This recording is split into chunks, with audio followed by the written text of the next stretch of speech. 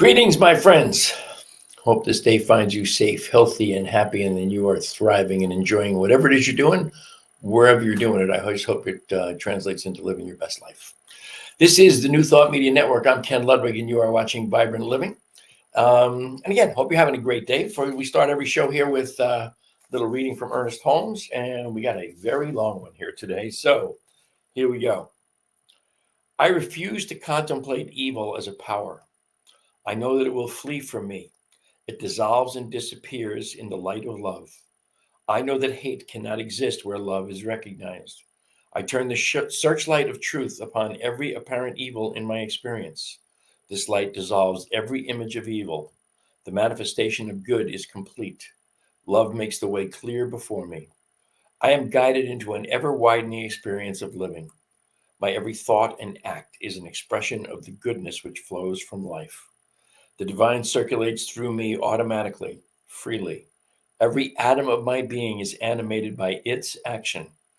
I know that at all times I have a silent, invisible partner walking with me, talking with me, operating through me. Continuously, I keep my mind open to its guidance, to its inspiration and illumination. And so it is, this thing called you, Dr. Ernest Holmes. That's a long one, but it's a great one. You know, the comes to mind immediately is it doesn't matter what the question is, the answer is always love. And I think that's that particular passage speaks to that, but also the idea of the presence of the divine in, around, and through each and every one of us. That there is no place where God is not. And I think there's a lot to be said about the idea of never losing sight of God. I think that comes from practicing the presence. Go to Joel Goldsmith's great book. The idea that you just never, ever, ever want to lose sight of the divine, that you always want to be clear and aware that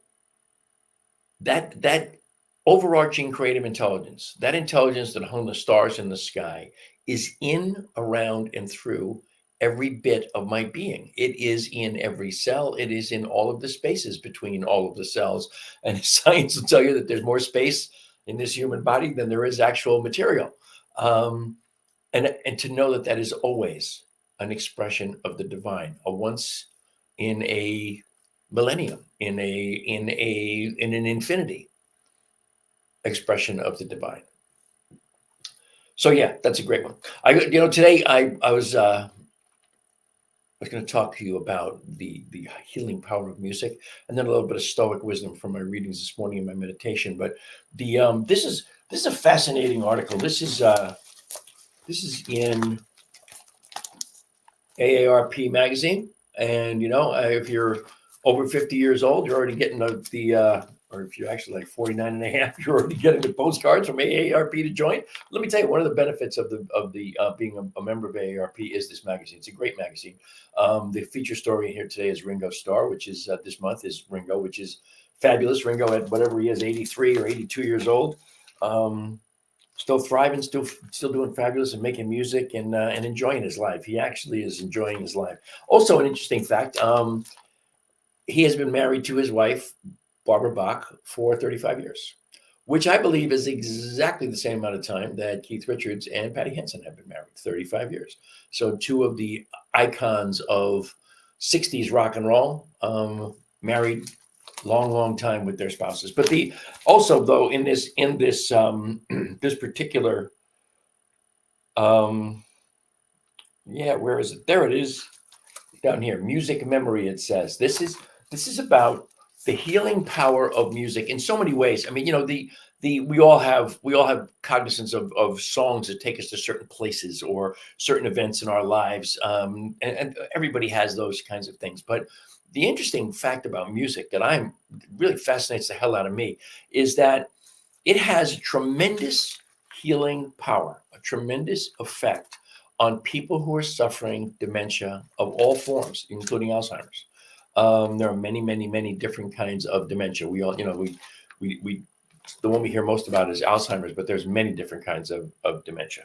But music seems to spark something in the brains of people who are suffering from dementia. And there's a couple of examples in here of people sitting, there's one here, there's a young lady who plays the guitar, and she comes into a room full of dementia patients. A lot of them was just their heads down, their chins on their chest, and she starts to play. She plays "Fly Me to the Moon," old standard. Frank Sinatra did it. Tony Bennett did it. I think everybody and their mother did "Fly Me to the Moon." But these people they stare blankly into space. They have, like I said, their chins on their chests. They've seen her every week for months, and most of them have no idea who she is or why she's there, even though they see her on a regular basis. She starts playing the song, and the minute she starts playing the song, heads start to lift up and eyes start to brighten, and people start to look at her, and little by little, people start to sing the lyrics, which is, to me, an amazing, what's the word? It's an amazing demonstration of the healing power of music. And it's, music hath, is it charms to soothe the savage beast? Music has been around forever. Music has been, I mean, they found a flute somewhere that they estimate to be like 60,000 years old. It was made out of a bear bone. Bear, the animal, made out of a bone. That was a flute. And there are drums that go back even farther than that they have found. But so music has always been with us, and kids, of course, little ones learn to sing or to hum before they learn to talk. So there's something about music that is inherent in each and every one of us. And I just find it a fascinating study that we can take music and use it to soothe people who are having a mental crisis. It goes all the way back, even World War I and World War II. They used music for guys who had what they called battle fatigue back then. I think in World War I, it was actually called shell shock. Then it was battle fatigue. Now we call it post-traumatic stress disorder.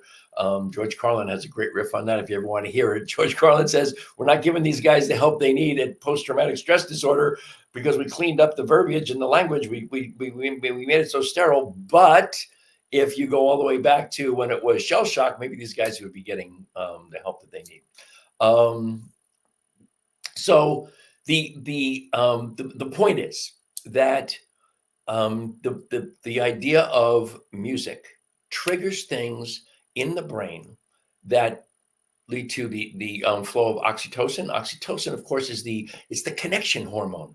Oxytocin is the one that wants to make us cuddle our grandkids. It's the one that it's the connecting hormone. Every one of us wants to be, connected, respected, and protected. And the oxytocin that flows from the brain lifts people into a state where all of a sudden there's a connection, even if the connection is just to the music. But then little by little, they get connected to the person playing the music. And then this woman who was playing Fly Me to the Moon, these dementia patients started to sing bits and pieces of it. And in some cases, they knew all of the song and they just sang along. And when it was over, this is the most fascinating piece to me. When the session was over, and orderlies and the people who work in this home start to bring people back to their rooms, these people who are basically never talked, who never communicated at all, these people were talking with the orderlies. They were having conversation, bits and pieces and just chunks, and of course there's some of them were not necessarily totally coherent, but they were attempting communication that they had not attempted maybe for a while. By the way, I can see that you guys are out there. I can see that there are folks watching the show. Please make a comment, ask a question. If there's something more you want to know about this, I'll be glad to address it as best I can. One other example I can think of is, in the days when Tony Bennett was declining with Alzheimer's, and his family finally admitted that he had it. And there was a guy who went to interview Tony Bennett, and Tony just sat there pretty much, and his interview was with I think it was with his wife. Mostly did the talking. I should know that part. I forgot. There you go, senior moment. The other person was doing most of the talking until somebody started to play the piano, and the minute they started to play the piano, Tony Bennett lit up and started to sing. And you may have seen the videos where Tony Bennett is on stage. Lady Gaga comes off the side of the stage, out from behind the curtain. And when she comes out, he stops for a second, and he's not sure who she is at first. But when she starts singing with him, he immediately knows it's Lady Gaga and says it. Pretty fascinating that music has that ability, and it does go back a ways. I mean, the first degreed college program for musical therapy was at Michigan State University in 1944, before the end of World War II. That's pretty fascinating to me. That's pretty amazing. So I find it just a great story. And it's, again, the AARP magazine. If you're as old as me, you get it. If you're 20 years younger than me, you probably get it. But it's great stories in here about the music and what it does for our brains, and how therapeutic it is. The other thing was this morning, those of you who watch know that I read from this book in my morning, at the end of my morning meditation. Sometimes at the beginning, depends. I read from this. I read from Ernest Holmes' Science of Mind 365. And I read from a daily from Unitarian Universalism that is around alcoholism. And since I'm a recovered alcoholic, this person at UU gave me the book thinking that I might be interested in it. It's okay. It's, to be bluntly honest, it's not anywhere near as inspiring or as informative as the Daily Stoic or Science of Mind 365. So, but here's here's today's reading, and it's I don't know if I'll read the whole thing. It's kind of lengthy, and I may just go to the main point. But let me skip. I'm going to skip what Marcus Aurelius writes here. No, I'm not. I'm going to read part of it. What's left to be prized?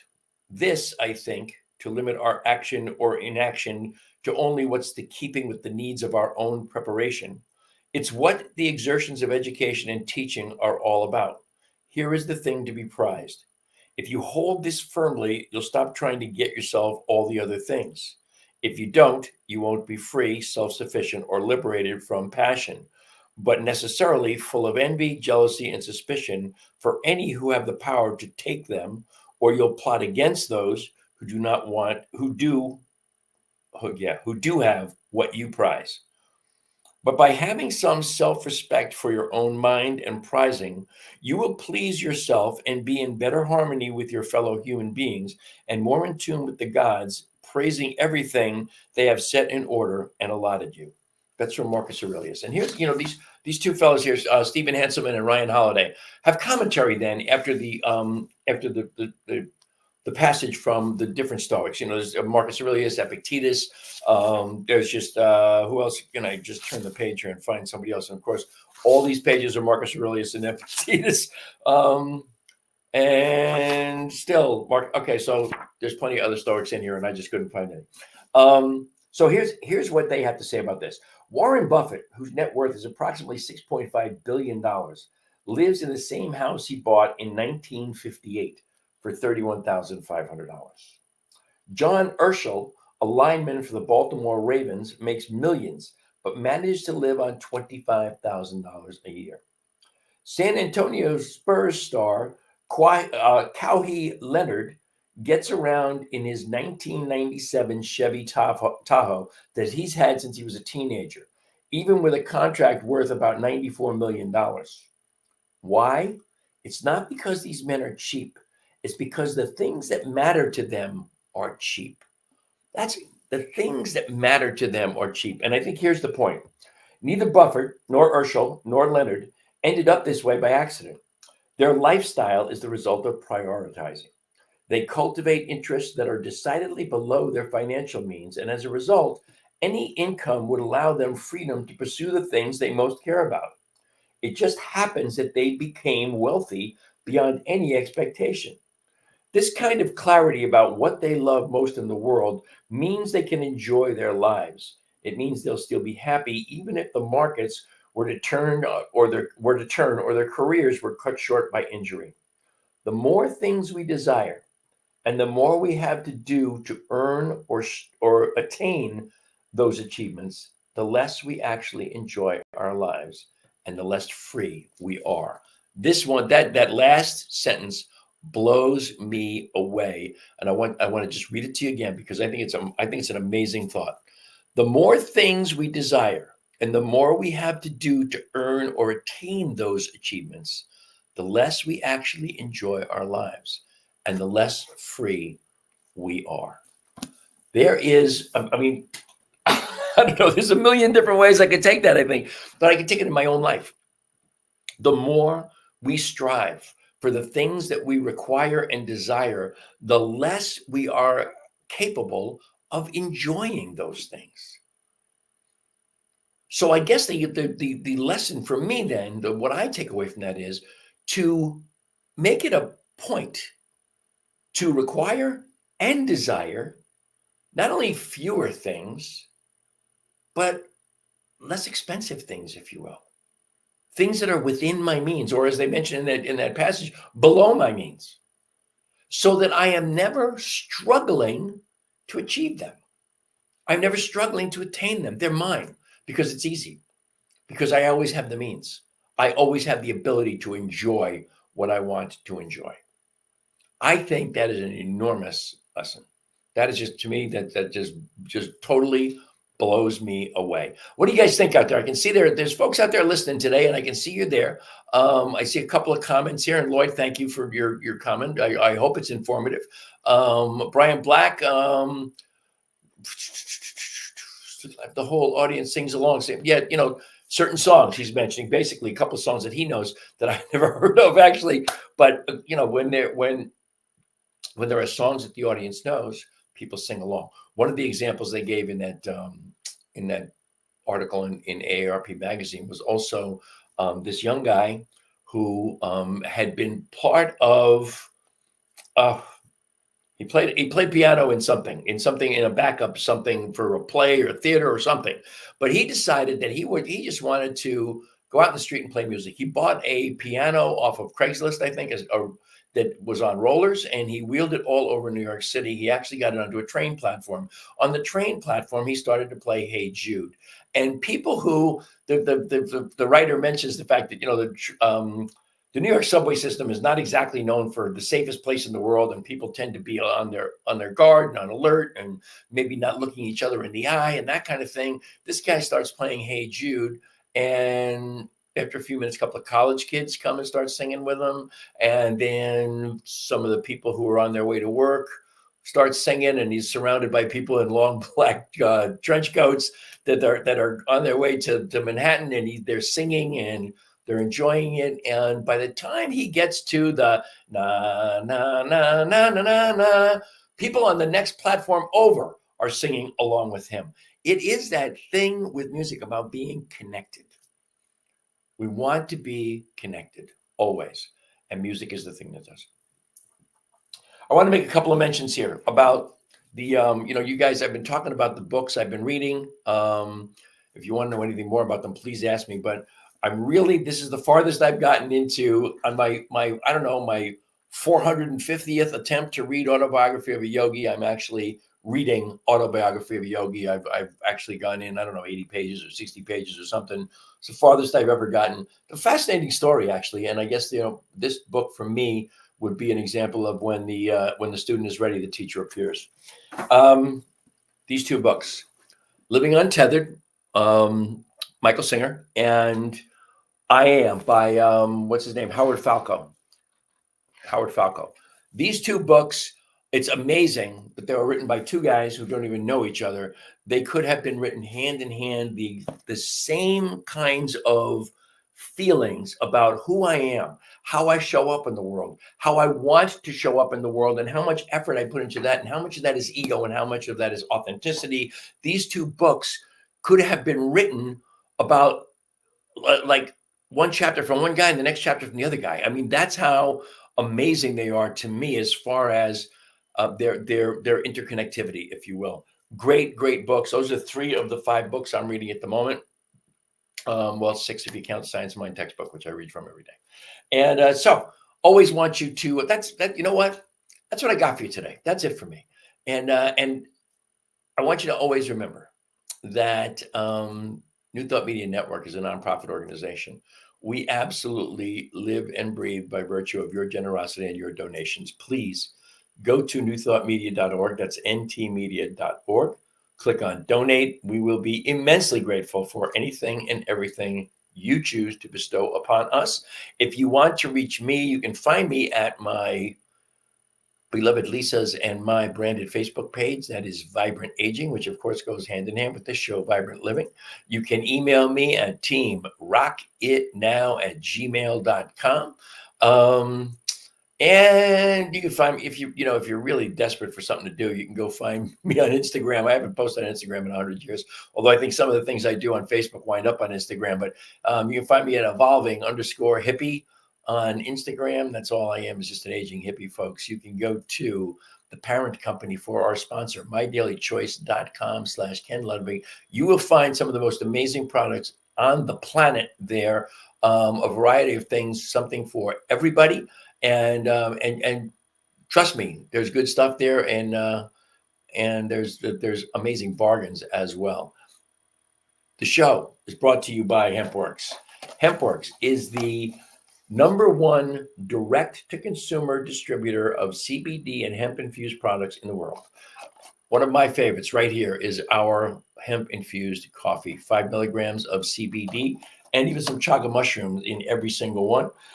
You will also find my favorite, my 750 milligrams CBD oil, peppermint flavored. It is the best. I take about 2/3 of a dropper full in the morning. I take a full dropper full at night. Nothing helps me sleep better or helps me just kind of relax and be calm. One of the newest entries here by the company is CBDA. This is a highly concentrated form of CBD. It absolutely, instead of using dropper fulls, I use 2 drops under my tongue. This is an amazing thing. I am having real luck with this from a standpoint of pain relief for my arthritis. And last but not least, here we'll show you this, the all natural pre-rolls. This is just, you know what? It's an all natural pre-roll, man. It's a friggin' doobie, okay? And it is with CBG and THCA. Also, great pain relief, great relaxation. If you want to smoke the whole thing, you probably get a good buzz. I don't do that because I was a cigarette smoker for years. I'm a little conscious about what I actually put in my system when it comes to smoke. I don't necessarily want to be inhaling a bunch of smoke. I don't think that's probably a good idea for someone with my smoking history. And where'd it go? There it is. Okay, just remember, this is how you can reach me. And last but not least, let's always be cognizant of the fact that we live and breathe by virtue of your donations. I am, as always, immensely grateful for the great gift of your time and your attention. I wish you all the love and all the blessings the universe has to offer.